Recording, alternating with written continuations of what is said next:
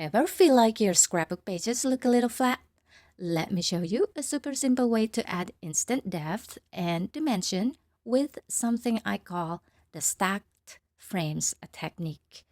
Hi, I'm Lydia, and in today's video, I will show you how to create multiple frames stacked on top of each other. Then I will walk you through how I use those stacked frames to build a complete layout. Whether you are using Photoshop or Photoshop Elements, you'll be able to follow along easily. It's simple, beginner-friendly, and just a fun, creative way to make your photos truly stand out. And the best part, you can save your stack frames, SPSD or TIFF files to reuse them over and over again in different layouts. All right, let's get started. First, I'm going to make a new document. It's a 7 by 7 inches at 300 pixels per inch with a transparent background. Now, we are going to build the base frame. This is kind of like the foundation for our stacked frames. You can use any shape you like here, of course, like circle or hexagon, whatever that is fit with your project. But today, I'm sticking with a simple square. So I will grab the rectangle tool. And up here in the tool options, I will set the tool mode to shape. For the fill color, you can pick any color you like. And here, I will click on the color picker icon. And I will use the soft gray tone over here. The hex code number is CD, CD, CD, and click OK. And then click on the stroke icon and choose no color icon right here on the left. Next, open the shape stroke type menu and choose line. And then I will pop into the additional shape and path options right here. And I will set the thickness to 1 pixel and choose square. And just click anywhere to close the box. Next, I will set the rounded corner radius to 0 pixel and make sure Align Edges is checked. Now on our canvas or document, I'm just going to click and drag to draw out a nice sized square. No need to hold down the shift key. We already made sure it's a perfect square when we set up those gear settings earlier. But here is a little tip while you're dragging. Once in a while, press and hold the space bar so you can move the square around until it is sitting exactly where you want it. All right, I'll just put it right here. Then just let go. In the Layers panel, double click on the layer's name and let's rename this layer Bottom Frame. And then I will press Enter or Return on the Mac to lock in the name. Up in the menu bar, go to Layer, Rasterize, Shape. If you are using Photoshop Elements, go to Layer, Simplify Layer instead, or just click the Simplify icon in the tool options. Now, in the Layers panel, click the FX icon to open the Layer Style options. If you are in Photoshop Elements, click the Style icon instead. From the list, choose Stroke. In the Stroke settings, set the size to 30 pixels and set the position to inside. Set the blend mode to normal and set the opacity to 100%. And here, I will just use the color white for the stroke color, but feel free to use any color that you like. When you are done, click OK. Go ahead and press Ctrl J, Mac, Command J twice to make 2 copies of that layer. Then let's rename those new layers. I will call this one middle frame and the other top frame. Click on the bottom frame layer, then press Ctrl T, Mac, Command T to get the transform options. Rotate it however you like. I'll do it this way and nudge it over to the left. And then just click the check mark to commit. Next, click on the middle frame layer and just like before, press Ctrl T, Mac, Command T to get the transform options and rotate it however you like and nudge it slightly to the right. When you are happy with the position, click the check mark to apply the changes. Before we jump into adding drop shadows to all the frames, let's tuck a few elements in between them to create that depth and dimension we talked about earlier. I also like to bring a little pop of color into these stacked papers and frames So let's grab the rectangle tool again. Up in the tool option, set the tool mode to shape, then click the fill color icon and open the color picker. And here I use the hex code number 8B0B0B just for a nice rich red color. Once that is in, click OK. Next, set the stroke to 0 pixel, click the gear setting icon, and choose unconstrained so we can freely size our shape. And then set the rounded corner to 30 pixel. And just like before, make sure align edges is checked. Click anywhere to close the pop-up box over here. Now, click and drag on your canvas to create the shape. You can make it as big or as small as you like, just something that will peek out between the frames. If you need to reposition it while you're dragging, hold down the spacebar and move it into place. Once you're happy with it, let go. And now I'm just going to move this layer right here in the bottom. And let's rename this layer red paper.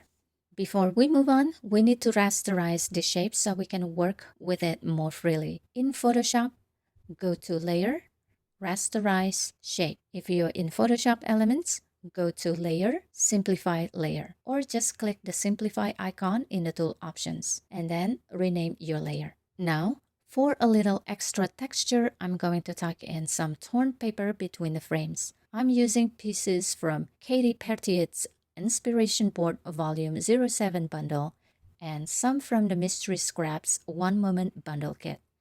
Just place them where you want them picking out. Resize if needed and start layering them so they add interest without covering too much of your frames.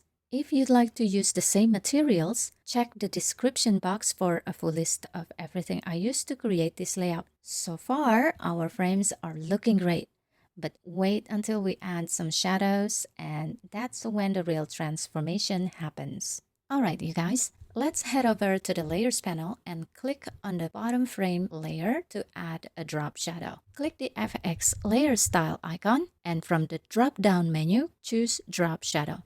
In the dialog box, set the blend mode to multiply, the opacity to 60% and the angle to 120 degrees. For the distance, I'll set it to 25 pixels and I'll set the spread to 6% and I'll set the size to 40 pixels and then just click OK. If you are using Photoshop Elements, click the Styles icon and pick Drop Shadow from the drop-down menu. Double or triple click the soft edge icon. Then click the gear settings icon to open the dialog box. Enter the same values I just mentioned for Photoshop. And here is again for PSE users.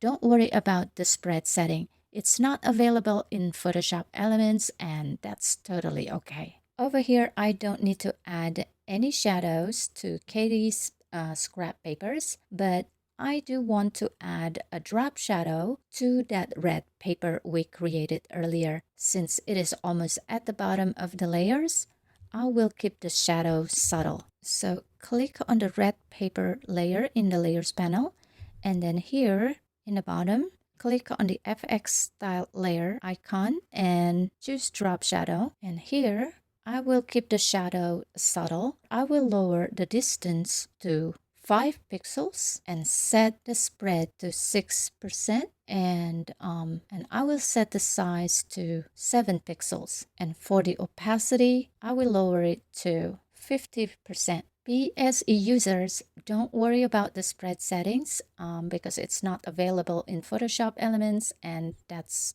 totally okay. Alright, I'll just click OK on this. Now, I'm going to copy the drop shadow from the red paper onto the scrap paper sitting just below it. To do that, press and hold the Alt key or Option on a Mac and then click and drag the drop shadow onto the scrap paper layer and then just release. If you want to tweak the settings a bit, just double-click the drop shadow effect on the scrap paper layer. In the dialog box, I will reduce the opacity to 27% and I'll set the size to 13 pixels and the distance at 5 pixels and then I'll just click OK. That looks so much better.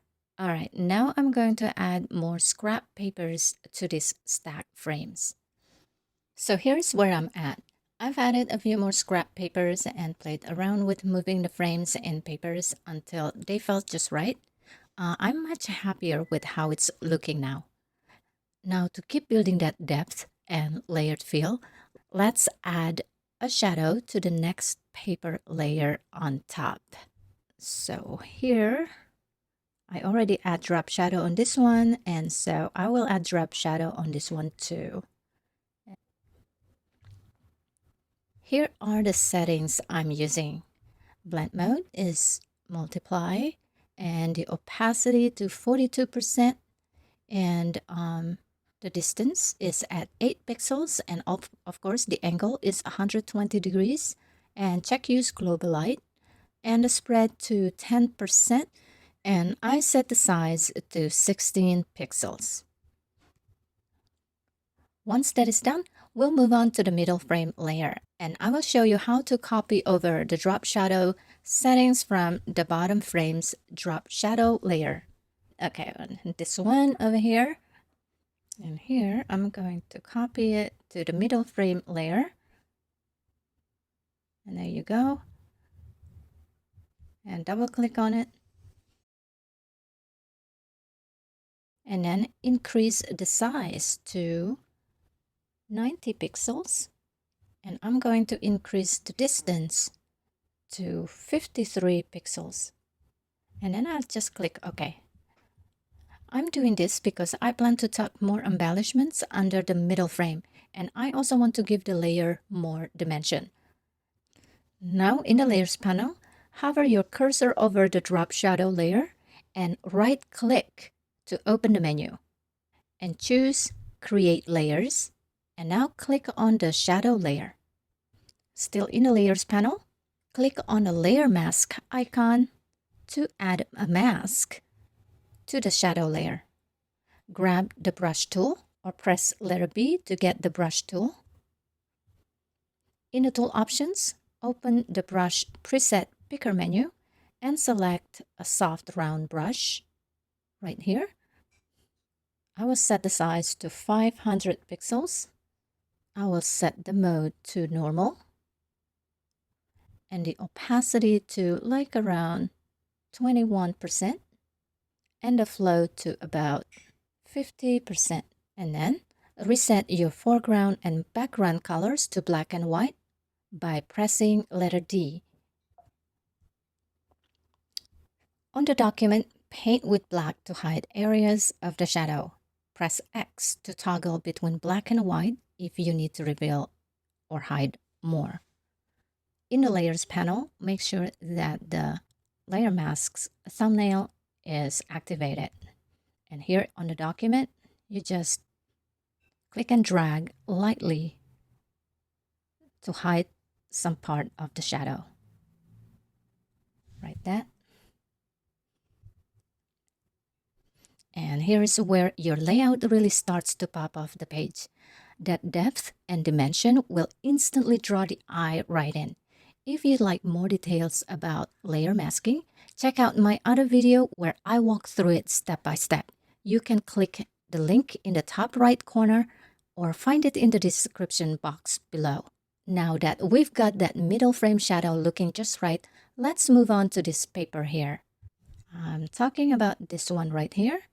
And here are the settings I'm using for its drop shadow. I will set the blend mode to multiply, the opacity to 51%, the angle to 120 degrees, and make sure use global light is checked. And here I'm going to put the distance to 7 pixels and the spread to 4%, and I'll set the size to 65 pixels. And then just click OK. Just like before, I'm going to hover my cursor over the drop shadow layer. Right-click on it and click Create Layer. Now, click on the shadow layer. All right. Now, you may ask, why am I doing this? Because as you can see in this layout, even though the shadow looks great on the right side over here, giving that nice depth and dimension, it's actually not quite right on the left. That's because the paper is actually sitting right on top of another paper. So on this side, the shadow shouldn't look distant from the layer underneath.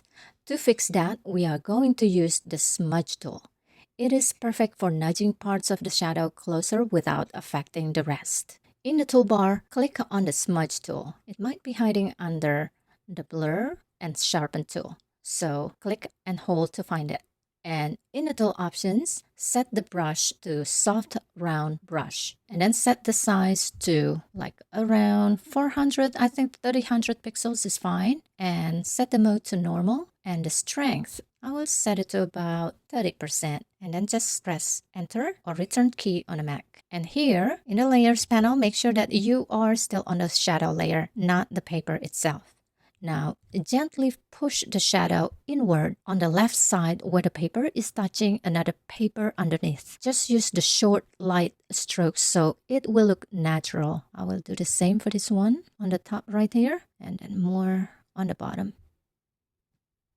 All right. So you see how this tiny tweak makes the shadow looks more realistic. It's no longer floating where it shouldn't, but it still keeps that lovely depth everywhere else. Now, the last thing we need to do is adding shadow to the top frame. All right, so here, and these settings will give the top frame just enough lift so it doesn't feel flat, helping the whole stack look more layered and realistic. Here are the settings I'm using for this one. For the blend mode, still, I'm using multiply, and for the opacity, I set it to 32%, and I set the angle to 120 degrees and check use global light. And for the distance, I set it to 9 pixels. And then for the spread, I also set it to 9%, and I'll set the size to 21 pixels. And just click OK. All right, with the shadow on our top frame done, let's have some fun adding a few embellishments to make this layout pop even more. I won't walk you through every single step this time, but I will point out the highlights so you can see how these little touches really make the page shine. Of course, before we dive into embellishments, let's set up our full layout on a standard 12 by 12 inch canvas or document. First, get the Move tool, and then go ahead and create a new document and set the size to 12 by 12 inch document with 300 pixels resolutions per inch, and choose a white background. And here I have already created mine, and I have added the pattern paper in here too. Once your new canvas is ready, go back to your stacked frames document, and in the layers panel, click on the top layer, then press and hold Shift key and click the bottom layer, and this will select all the layers in between. Now on the document, click and drag all those selected layers over to your new 12 by 12 documents and release. Before we move on, here is a quick tip. I love adding this flower stamp to help balance the layout.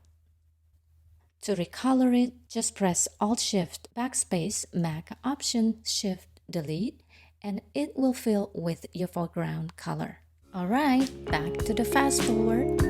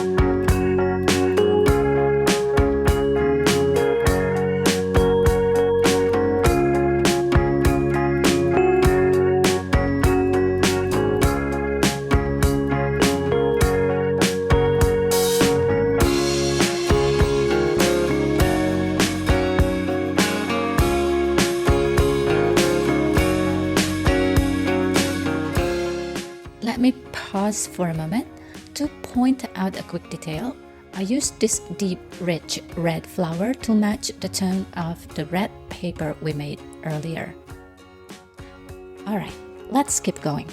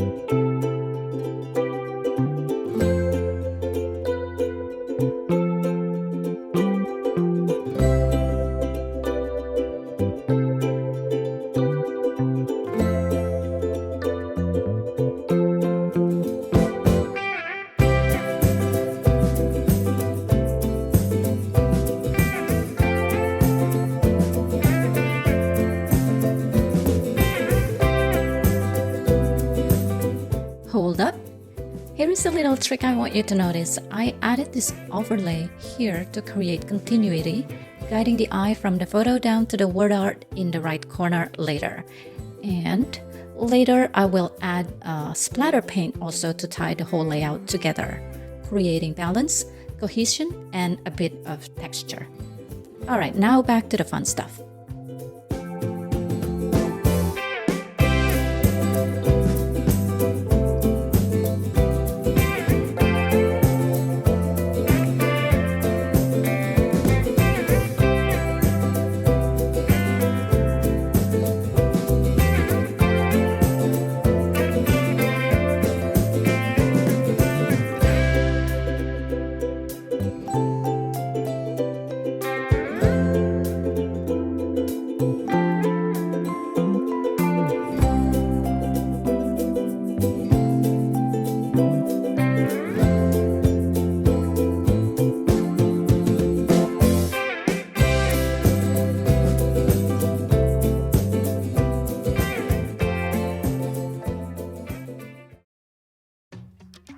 And that's it for today, my friend.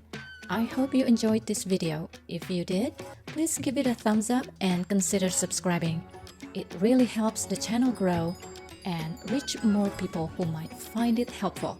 If you have any questions or if you just want to say hi, I'd love to hear from you. Feel free to leave me a comment anytime. And don't forget to check the description box for all the credits and materials I used to create this layout. Thanks so much for watching, and as always, keep on scrapping.